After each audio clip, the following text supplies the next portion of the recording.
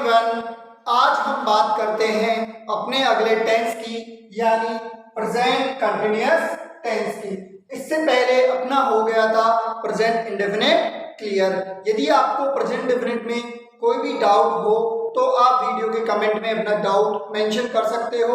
आपका जो भी डाउट है वो वहां डाल सकते हो। तो इसी के साथ चलिए हम आज करते हैं अपने नए टेंस की शुरुआत। तो वीडियो शुरू होने से पहले सभी गाइस वीडियो को लाइक करें, कमेंट करें, शेयर करें और ज्यादा से ज्यादा सब्सक्राइब करें। तो आइए शुरू करते हैं आज का हम अपना टेंस, जो कि हम शुरू कर रहे हैं प्रेजेंट कंटिन्यूअस। तो आज प्रेजेंट कंटिन्यूअस की शुरुआत करने से पहले हम इसके कुछ बेसिक रूल्स जानते हैं। जैसे प्रेजेंट कंटिन्यूअस की जो एचवी यानी हेल्पिंग वर्ब सहायक क्रिया होती है इज, एम और आर। यानी आपका सेंटेंस एक वचन हो तो आपको इज लगाना है और बहुवचन हो तो क्या लगाना है, आर। और यदि आपका सब्जेक्ट आई यानी मैं हो तो क्या लगाना है आपको, एम।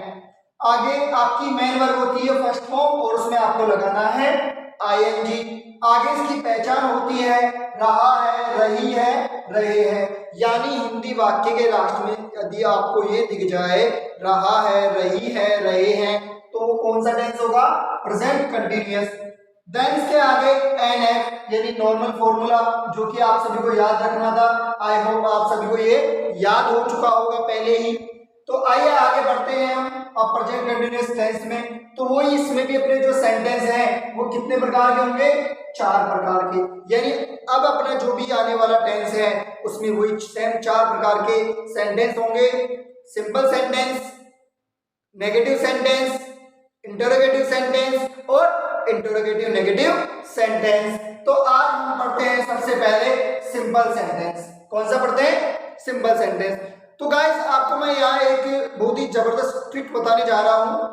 इस बात को आपको ध्यान से सुनना है कि यदि प्रेजेंट इंडेफिनिट और पास्ट इंडेफिनिट का सिंपल सेंटेंस हो, इस बात को ध्यान से सुनना, यदि प्रेजेंट इंडेफिनिट और पास्ट इंडेफिनिट का सिंपल सेंटेंस है तो उनका सिंपल सेंटेंस का नियम कुछ ना कुछ बात कहता है। लेकिन इसके अलावा चाहे कोई सा भी टेंस हो उसका सिंपल सेंटेंस जो है वो कुछ भी नहीं कहता है। यानी उसमें कोई भी नियम लागू नहीं होता है और नियम कुछ भी नहीं कहता है तो अपना नॉर्मल फॉर्मूला वैसा का वैसा ही लागू हो जाएगा।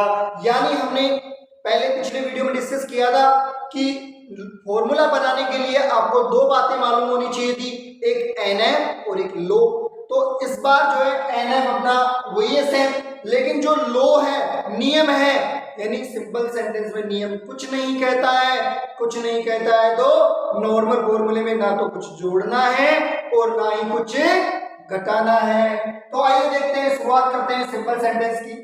तो जैसे देखो आपको सेंटेंस दिया हुआ है राम खाना खा रहा है। क्या सेंटेंस दिया हुआ है, राम खाना खा रहा है। तो वही नियम लगाओ टीएसएफ। सबसे पहले टेंस पहचानो, रहा है यानी प्रेजेंट कंटिन्यूअस। सेंटेंस पहचानो, सिंपल सेंटेंस, ना तो नोट आ रहा है ना ही प्रश्न पूछ रहा है तो सिंपल सेंटेंस हो गया। अब क्या बनाओ, फॉर्मूला। और फॉर्मूला बनाने के लिए वही 2 बातें अपने को मालूम होनी चाहिए, एक तो एनएफ और एक लो। एनएफ अपना ये लिखा हुआ है, ठीक है, आई थिंक आप सभी को याद होगा। और लो अपना कुछ नहीं कहता है, जो कि मैंने अभी आपको बताया है कि प्रेजेंट इंडेफिनिट और पास्ट इंडेफिनिट के अलावा सारे टेंसों का जो सिंपल सेंटेंस है उसका नियम कुछ भी नहीं कहता है। कुछ भी नहीं कहता तो उसमें ना तो कुछ जोड़ना है और ना ही कुछ घटाना है। तो आइए देखते हैं। तो अब नियम कुछ नहीं कह रहा तो अपना नॉर्मल फॉर्मूला ऐसा कैसा लागू हो जाएगा। अब फॉर्मूला बन गया, अब सेंटेंस का ट्रांसलेशन कर दो। फॉर्मूला में सबसे पहले आ रहा है सब्जेक्ट। तो वाक्य में सब्जेक्ट खाना खा रहा है, कौन खा रहा है, राम। तो राम हो गया अपना सब्जेक्ट। फिर लगानी है एचवी, और एचवी किसके अनुसार लगती है, सब्जेक्ट के अनुसार। तो सब्जेक्ट एक वचन है तो इज और बहुवचन है तो आर। तो राम एक वचन है तो क्या आ जाएगा यहाँ पे, इज। इसके बाद में मेन वर्ब कहाँ आती है, वही हिंदी वाक्य के लास्ट में। तो लास्ट में आ रहा है खा रहा है, खाने को बोलते हैं ईट, और ईट की फर्स्ट फॉर्म क्या होती है, ईट, और इसमें जोड़ दो आईएनजी। तो क्या हो गया, ईटिंग। देन ऑब्जेक्ट क्या खा रहा है, खाना, तो ईटिंग फूड, तो राम इज ईटिंग फूड। तो ये अपना एक सेंटेंस जो था अभी हमने लिया वो कंप्लीट हो गया है।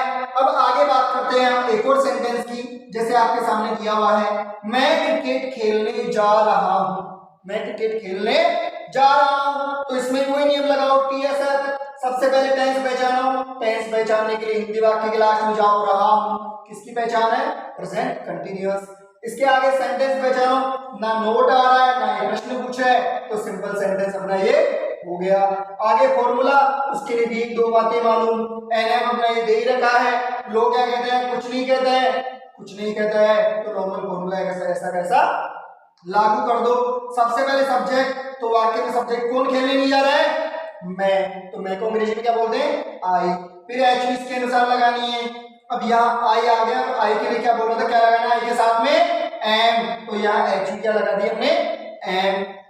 देन इसके आगे M V, main verb last में आपने ध्यान रखना, जा रहा हूं, खेलना अलग है, जाना अलग है, तो जा रहा हूं जाने को बोलते गो, और गो के फर्स्ट फॉर्म गो, उसमें जोड़ दो आईएनजी, तो हो गया गोइंग।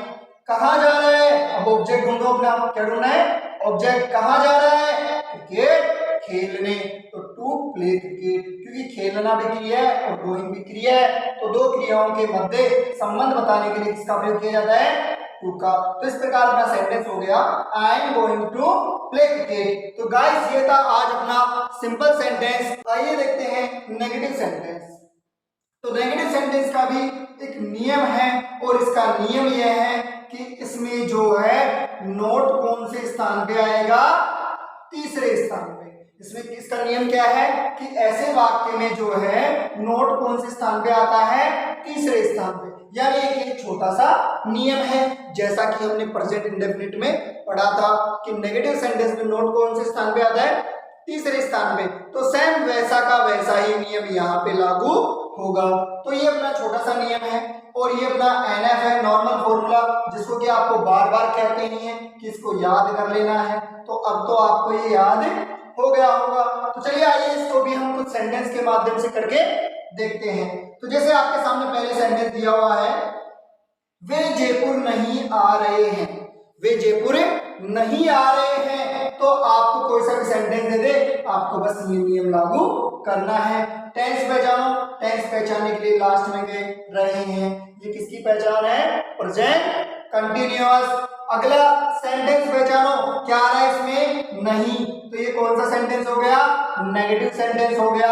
आगे अब फॉर्मूला बनाना है, और फॉर्मूले के लिए अपने को 2 बातें मालूम होनी चाहिए, एनएफ और लो, और अपना एनएफ दे ही रखा है, normal formula, subject HV MV object और ईटीसी, और लो क्या है, लो बस इतना सा है कि इसमें नोट आएगा, वो भी कौन से स्थान पे, तीसरे स्थान पे। तो देखो 1 2 और तीसरे स्थान पे हमने क्या रख दिया, नोट, और अब बन गया अपना फॉर्मूला।